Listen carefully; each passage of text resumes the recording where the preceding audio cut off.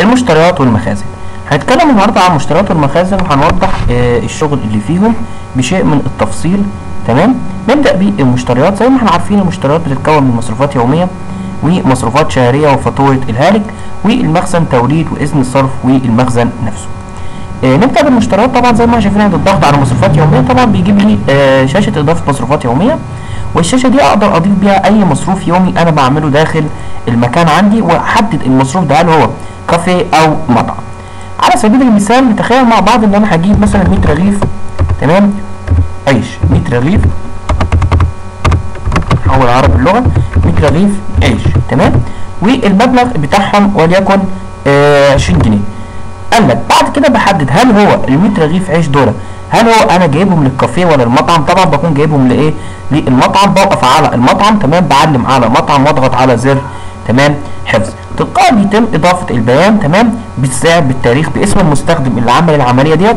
وطبعا اسم المستخدم ده تلقائي بيجيبه طبعا عن طريق انت لما بتخش على السيستم بتاعنا بتخش بيوزر نيم باسورد، بيجيب اسم المستخدم اللي عمل العمليه ديت، وبيحدد ان ال 100 رغيف عيش دول راحوا للمطعم ولا للكافيه عن طريق النوع. تمام. وتقدر برضو انك انت برضو تضيف تاريخ او تضيف مصروف قبل كده. يعني ممكن انت مثلا لو نسيت مثلا المصروف يوم 7 بتختار التاريخ يوم 7 وتحط البيان ولو يكن ادوات اضافه، تمام، والمبلغ وليكن 15 جنيه، تمام. والادوات الاضافه هل انت جبتها للكافيه او المطعم او الاثنين مش هتفرق كتير. بتحدد طبعا انت مثلا جبناها للكافيه واضغط على حفظ، تم اضافه الحفظ. طبعا ده بتاريخ يوم 7، قال لك ان تاريخ الشراء يوم 7.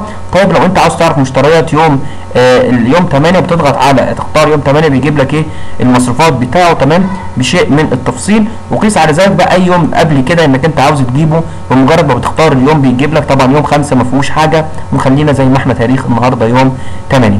طيب لو مصروف معين بقى انت خلاص مش محتاجه او مصروف معين تمام اتكنسل، يعني 100 رغيف عيش مثلا لا هم بعد ما جبتهم مثلا هترجعهم او ايا كان او اي كانت التفاصيل او هتحب تعدل سعرهم مثلا كان 20 يبقى 25 او 15، بنوقف على البيان.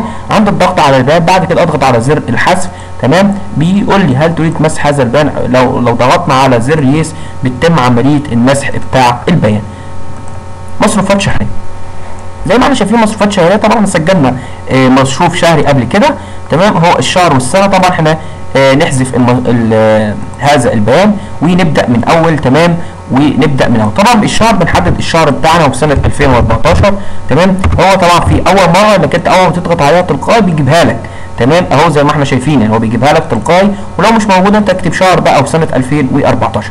بحدد بقى مرتبات الموظفين وايجار المكان والكهرباء والمصروفات اخرى من نت او الى اخره، وايجار الميه واجمالي المصروفات بتاعتي.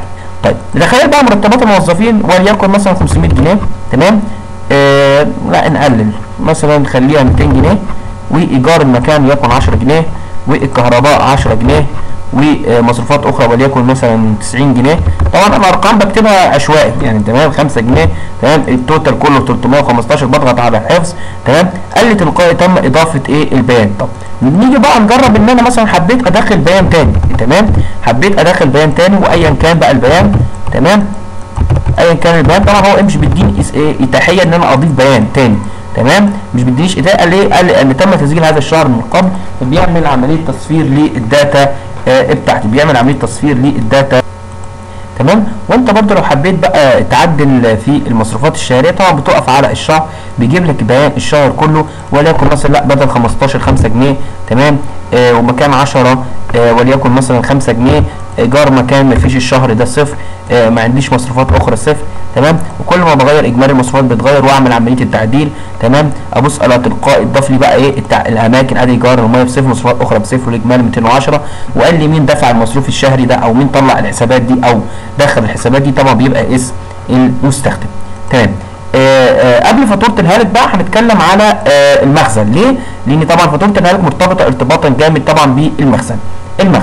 طبعا المخزن بيحتوي على توريد واذن صرف والمخزن، وهنعرف الفرق بين الثلاثه وازاي انا استخدمهم استخدام يفيدني في البرنامج وادخل داتا انتري صحيحه. اول حاجه طبعا المخزن ده او شاشه التوريد وظيفتها ان انا بخزن حاجه في الستوك بتاعي، تمام. وقبل ما اخزن الحاجه، هل الحاجه دي هتتخزن تبع الكافيه ولا من نوع المطعم؟ يعني انا هخزنها في الكافيه او المطعم. نتخيل بقى احنا هنخزن دلوقتي منتج طبعا معين، انا هخزن وليكن سكر تبع الكافيه. طبعا بختار اول حاجه التاريخ، وهو تلقائي بيجيب لي تاريخ اليوم، ولو في عاوز تخزن بتاريخ قبل كده بتختار التاريخ اللي انت عاوزه براحتك. بعد كده بنختار الصنف، بمجرد ما بضغط على الصنف بيديني ايه؟ بطاطس فريم، سكر وكفته.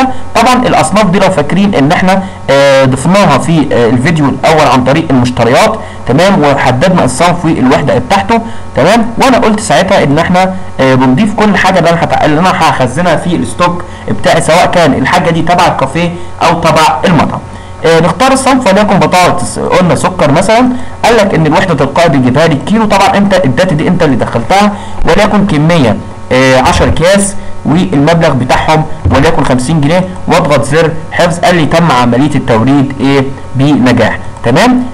بعد كده اعمل الصنف وليكن مثلا بطاطس فريم، تمام. وطبعا هو المفروض بالكيلو، تمام. بالكيلو، احنا مخزنها بالكيلو.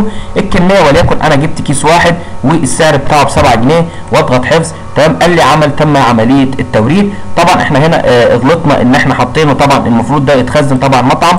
طبعا انت بتحدد بقى الحاجه دي على حسب اللي انت عاوزها.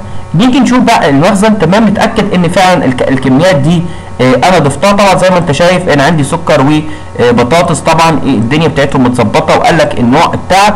ولو مش محتاج بقى حاجه خلاص، مثلا بطاطس من فريم انا هحذفها، تمام. قال لي هل تريد حذف هذا الصنف؟ طبعا انا حذفت الصنف بتاعي. ليه؟ لان انا دخلته غلط، تمام. لان هو المفروض تبع المطعم. احدد بقى السكر، تمام، بطاطس من فريم، والكميه وليكن 3 كيس، تمام، او 3 كيلو، والمبلغ بتاعهم مثلا 10 جنيه، تمام. انا طبعا ما اعرفش الاسعار، فبدخل اسعار عشوائيه، تمام. المخزن، تمام. زي ما احنا شايفين اهو المخزن. لو حبيت ابحث حاجه بدوس، لو انا ابحث بحث سريع، طبعا المخزن بيبقى فيه حاجات كتير، ومجرد ما بتكتب اول حرف طبعا من الحاجه فبيجيبها لك. طبعا زي ما احنا شايفين جاب لي اهو السكر. اذن الصرف، اذن الصرف طبعا ده حاجه ان انا بسحب حاجه بقى من المخزن من الستوك بتاعي، عن طريق ان انا بختار اسم الصنف بتاعه وليكن سكر. فهو بيقول لي ان الكميه الموجوده داخل المخزن كام؟ 10. فبمجرد ما بقول مثلا انا هسحب النهارده كيس وبعمل عمليه صرف، قال لي هل تريد صرف هذا الكميه؟ بمجرد اضغط نعم، تمام، بيتم عمل الصرف، واتاكد ان هم كانوا 10 اكياس بقوا 9. اروح للمخزن القى فعلا الكميه المتواجده حاليا كام؟ 9، والنوع كافيه، تمام. ونفس الفكره لو حبيت اصرف بطاطس فريم، تمام، ونختار بطاطس فريم، قال لي الكميه الموجوده 1 و3 اسف، وهصرف 3. بمجرد ما بضغط طبعا بيضيفها لي تلقائي، تمام. واتاكد من المخزن بتاعي، طبعا اعمل ريفريش المخزن وادخل عليه من جديد.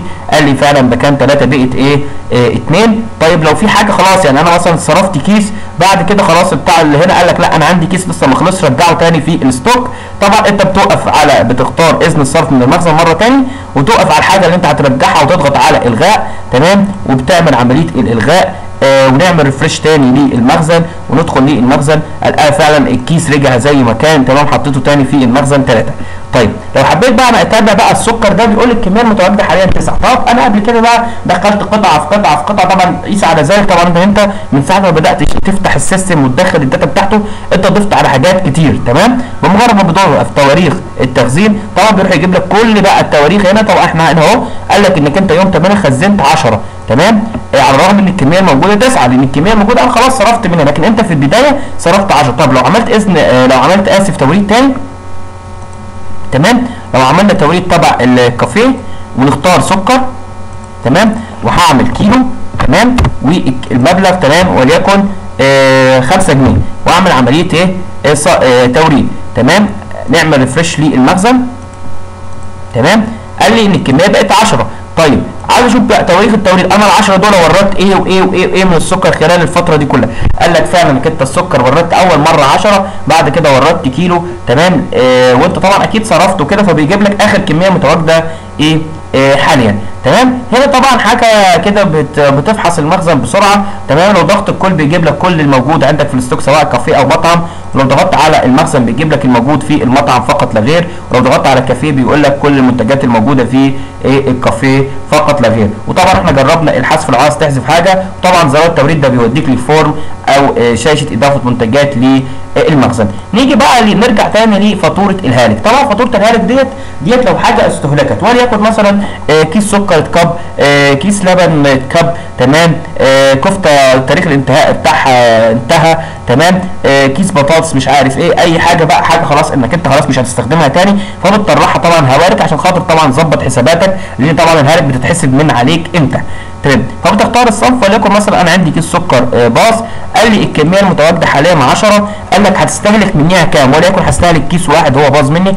بضغط على الحذف، قال لي هل تريد استهلاك هذه الكميه، بقول له هستهلك. طبعا تلقائي لما بيجي يستهلك طبعا المخزن طبعا بيقل من 10 بقي 9، لان هو خلاص كيس طلعته بره من الحسبه خالص او من بره الستوك. طيب لو حبيت بقى تلغي فاتوره الهالك ديت، او انت حبيت نلغي فاتوره الهالك، طبعا بتختار فاتوره، بتوقف على اسم المنتج وحذف. طبعا بمجرد ما بتعمل طبعا بترجع الكميه زي ما كانت، بترجع الكميه للستوك بتاعي، تمام. زي ما احنا شايفين المخزن بقي كده 10. كده بقى احنا قلنا تقريبا كل حاجه في المشتريات والمخزن. ولو في اي استفسار سواء في المشتريات والمخزن يا ريت تتصلوا بينا ونوضح لكم الامر اللي مش واضح، تمام. وندخل دلوقتي على العملاء.